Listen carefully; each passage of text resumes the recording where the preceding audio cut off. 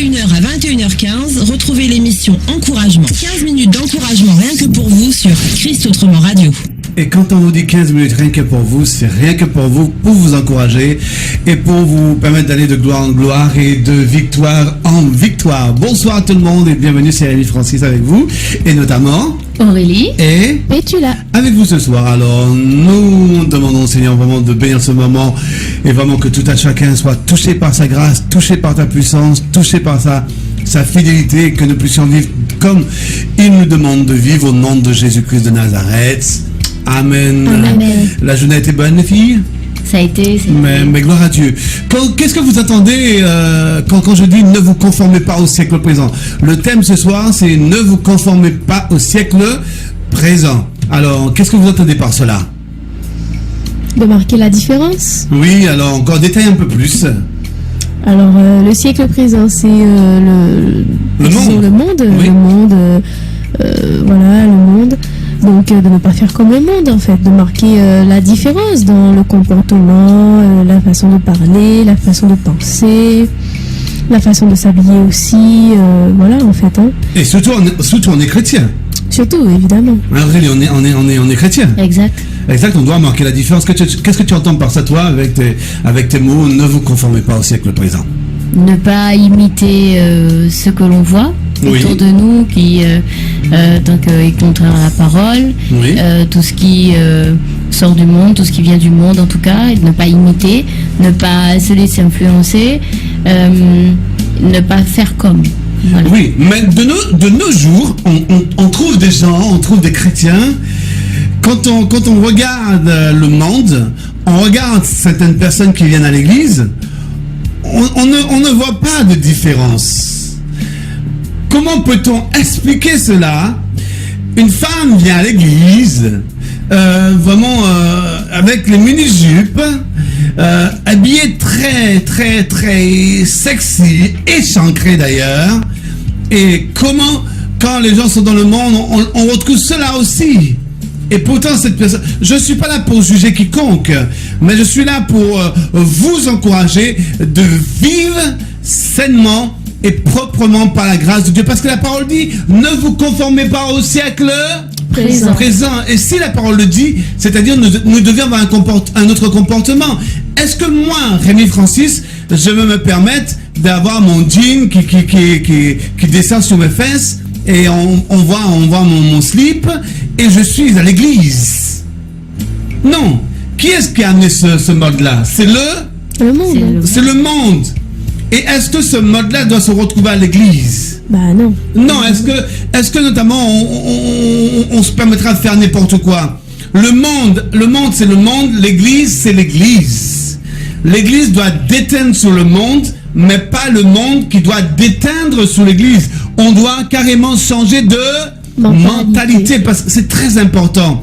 Parce que si nous disons nous sommes enfants de Dieu, nous devions marquer la différence dans le langage, différence dans le comportement, la façon de marcher, la façon d'être. Nous devions tout changer. C'est notre être entier. Alors nous allons lire le seul et unique verset de ce soir. Romains chapitre 12, verset 2. Ne vous conformez pas au siècle présent, mais soyez transformés par le renouvellement de l'intelligence, afin que vous discerniez quelle est la volonté de Dieu, ce qui est bon, agréable et parfait. Ce qui est bon, agréable et parfait, que Dieu nous donne le discernement afin de discerner, ça veut dire pour être différent. Ça, c'est très important. Nous ne devons en aucun cas avoir le même comportement que le monde. Si dans le monde, il y a des gens qui insultent tout le temps, matin, midi et soir, est-ce que toi, tu vas te permettre d'insulter pareil et tu viens à l'église? Non, pas du tout. Pas du tout. Les gens insultent, toi, tu bénis. Les gens sont en colère, toi, le contraire de la colère, c'est quoi? La paix. Le calme. Le calme, oui. T'es en paix, t'es calme.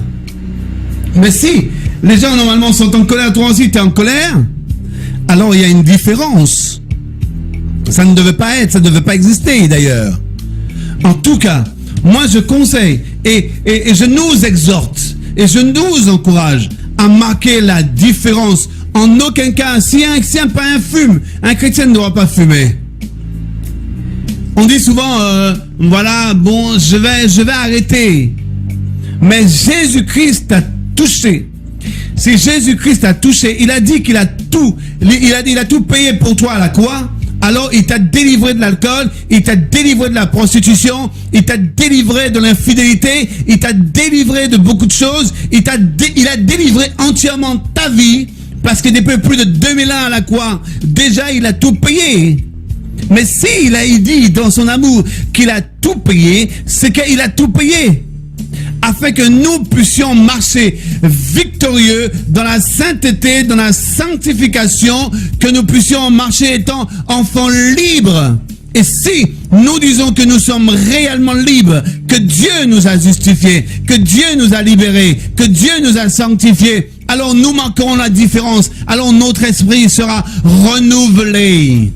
Sera pas pareil. Nous allons pas penser comme le monde, mais nous allons penser comme Dieu pense, n'est-ce pas? Lecture, petit, fais-moi une lecture. Alors, donc, dans Romains 12, c'est Paul qui parle. Oui, Paul qui parle. Donc, en fait, Paul nous invite à être transformés afin d'apprendre à penser comme Christ. Afin d'apprendre à penser comme Christ. Comme Christ. Ça, c'est important. Et pour apprendre à penser comme Christ, il faut être dans la parole. Il faut étudier la parole. Et il faut avoir une relation avec Christ. Pourquoi les chrétiens parfois sont faibles, n'arrivent même pas à tenir parfois certaines situations? Parce qu'ils ne sont pas ancrés dans la parole. Ils se fortifient pas dans la parole. Le chrétien ne cherche pas à être comme son maître. Le maître ne nous appelle plus on est ses enfants. On est ses enfants. Alors, les enfants doivent obéir à la parole, doivent mettre en pratique la parole. Qu'est-ce que tu viens de dire à l'instant? Il dit, normalement, nous serons... apprendre à penser comme Christ. Oui, nous allons apprendre à penser comme Christ. Et ce qui veut dire, normalement, avec chaque jour, chaque instant que nous sommes dans la parole, maintenant, nous allons parler comme Christ et nous allons être comme Christ. Nous serons transformés. Nous serons transformés, oui. Alors, par exemple, dans la Bible, il n'est pas écrit de ne pas fumer. Alors, comment quelqu'un, par exemple, un chrétien, va se dire, voilà, il ne doit pas fumer? Oui, un chrétien, c'est simple. Un chrétien, normalement, voit la cigarette. Il constate qu'il fume. Qu'est-ce que la cigarette fait? La cigarette détruit ton corps. Et la Bible dit, celui qui détruit le temple du Saint-Esprit, je le détruirai. Et quand tu fumes quelque chose qui détruit ton corps, qui est le temple du Saint-Esprit, alors déjà, normalement, tu te mets en difficulté avec Dieu. Alors tu dois te dire, normalement, je ne dois pas fumer. Et c'est normal, je ne dois pas fumer. C'est pas écrit, on ne doit pas jouer au jeu. C'est pas écrit, il y a beaucoup de choses qui n'est pas écrit. Mais avec le Saint-Esprit qui est au fond de nous, le Saint-Esprit qui nous guide chaque jour, le Saint-Esprit qui a un gentleman tous les jours qui te parle, qui te dirige, qui te dit qu'est-ce qu'il faut faire, quel chemin qu'il faut entreprendre, le Saint-Esprit va te pousser à dire non, ce que tu fais n'est pas bon, c'est pas la gloire de Dieu. Alors toi-même, tu verras que tu ne dois pas le faire, alors tu laisseras tomber. Continue, petit, là, la lecture. Alors, transformer, en fait, ça signifie changer de forme. Changer de forme. Alors, si un jour tu as un truc carré, tu veux le rendre rond, alors qu'est-ce que tu fais? Tu prends tout ce qu'il faut pour pouvoir le changer de forme, pour pouvoir donner, tu veux plus qu'il soit carré, mais tu le transformes, tu le rends rond. Et ça, c'est très important. Oui, et puis il faut le façonner. Oui, il faut le façonner. C'est très important parce qu'il y a des ustensiles, il y a des matériaux qu'il fait, notamment si tu prends le temps de le façonner. C'est comme l'argile entre la main du potier. Et donc tu enlèves des choses. Tu enlèves des choses, c'est très important. Continue. Alors, ça signifie aussi quitter un modèle donc qui est déjà établi en fait. Oui, c'est très important. Voilà, pour prendre un autre modèle de pensée en fait. Oui. Et cet autre modèle de pensée, c'est quoi? C'est selon Jésus, le modèle de pensée selon la parole de Dieu. Selon la parole de Dieu. Alors, maintenant, qu'est-ce qui va te façonner? C'est la parole. Voilà. Si tu es ancré dans la parole va te façonner. La parole va te formuler. Maintenant, tu es entre la main du potier. Et la parole, c'est quoi? La parole, c'est Dieu lui-même. Hein? Au commencement était la parole. Et la parole était avec Dieu. Et la parole est Dieu. Alors si la parole est Dieu, quand tu lis la parole, tu as Dieu entre tes mains. Et alors tu dis Amen. Seigneur, je veux que tu me façonnes afin que je ne puisse pas vivre selon ce monde, selon le pratique de ce monde, mais je veux vivre selon toi et selon tes commandements, selon tes lois. Alors tu te disposes afin que Dieu puisse travailler ton être, afin de travailler tes pensées, afin de travailler ton corps entier, afin que ton cœur soit transformé, afin que ton esprit soit renouvelé chaque jour. Alors là maintenant tu vas commencer à penser comme lui. Mais si tu ne te laisses pas façonner par Dieu, par sa parole, comment tu veux être changé et être renouvelé de l'esprit? Continue, peux-tu là? Et en fait, il est dit que le monde, en fait, ou l'environnement dans lequel on vit nous influence. Oui. Voilà. Oui, l'endroit où nous sommes, c'est comme je dis tout le temps, si tu fréquentes quelqu'un, et si tu fréquentes que des gens mauvais, je te dirai qui tu es. Si tu fréquentes, excuse-moi l'expression, si tu fréquentes des chiens, tu vas attraper des puces. Oui, c'est vrai. Mais si autour de toi, il y a des gens qui t'amènent à pécher, étant enfant de Dieu, tu dois refuser d'être en compagnie avec eux. Voilà. Proche. Être proche d'eux. Mais même, j'irai encore plus loin. Laisse tomber ces gens-là. Voilà. Il faut s'en séparer. Oui, il faut s'en séparer parce que tu n'as pas encore cette force pour dire non, je ne veux pas ce que tu fais. Ne pas se laisser influencer. Ne pas se laisser influencer. Voilà. Mais quand tu vois ça normalement, vaut mieux t'en séparer. Reste chez toi. Ferme-toi dans ta maison. Même si tu te fermes pendant 10 jours, 20 ans, c'est pas grave.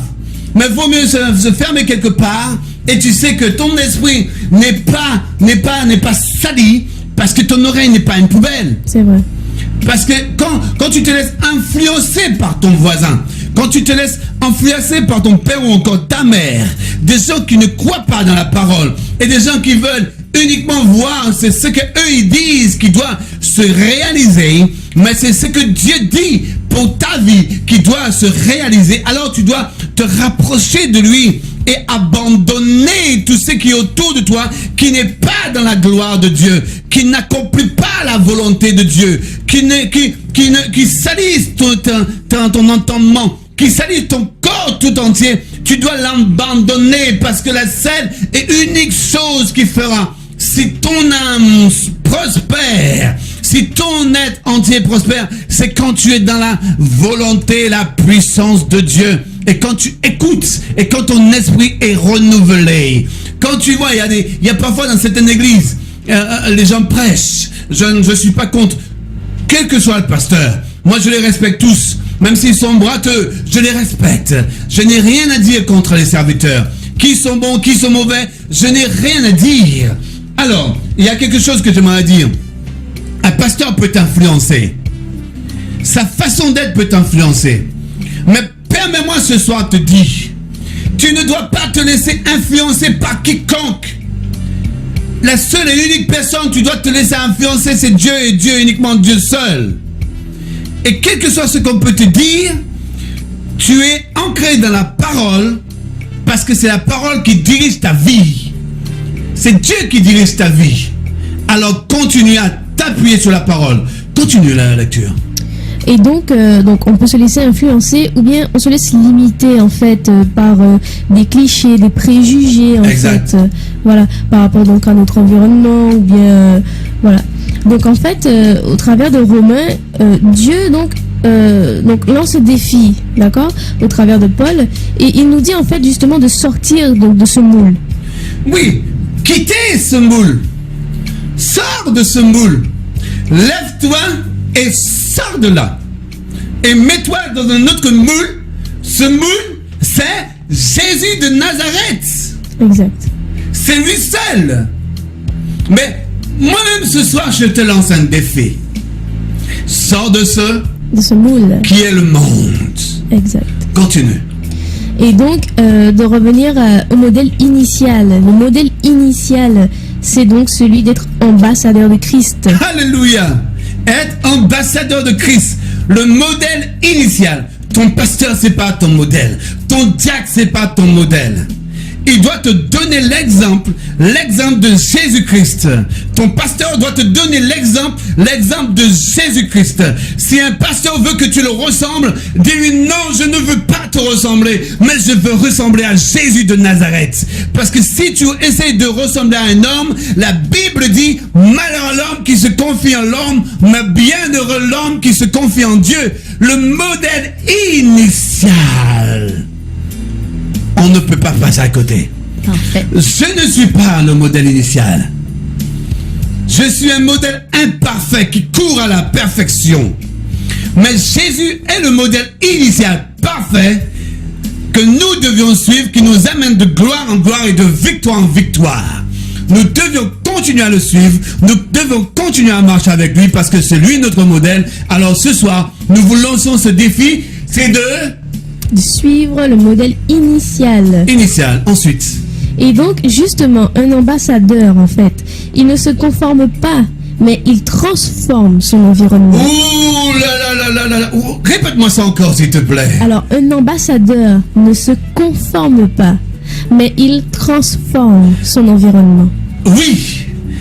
Quand tu arrives quelque part, si tu te laisses influencer par le monde, tu ne peux pas changer la situation. Mais quand tu es ambassadeur, quand tu arrives quelque part, les choses doivent marcher comme Dieu l'a mis dans ta tête, comme tu le vois avec Dieu. C'est toi qui dois amener les choses à changer. C'est toi qui dois amener un changement dans ce monde. Mais c'est pas le monde qui doit amener un changement en toi. Parce que si le monde amène un changement en toi, c'est-à-dire tu cours vers la perdition.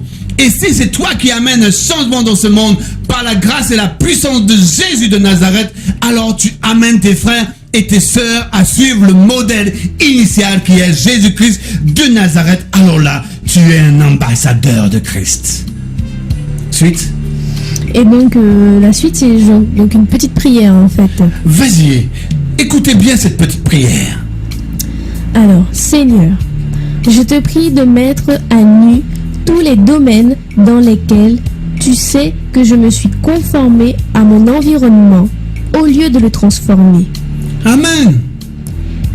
Accorde-moi la grâce d'être renouvelé par la compréhension de ta parole et ainsi de porter du fruit digne de la repentance, un fruit abondant et utile pour ta seule gloire, au nom de Jésus. Amen. Amen, vous avez fait cette prière. Je le crois au nom de Jésus-Christ de Nazareth. À partir de ce soir, votre vie est transformée, votre esprit est transformé, vous ne serez plus le même parce que Jésus-Christ vous a parlé. Vous ne pouvez plus vous conformer au siècle présent, mais vous conformer au modèle initial qui est Jésus-Christ. Merci Aurélie. Merci. Pétula. Bonne soirée. Que le Seigneur vous bénisse, que le Seigneur vous fortifie. I love you. Bonne soirée. À demain soir.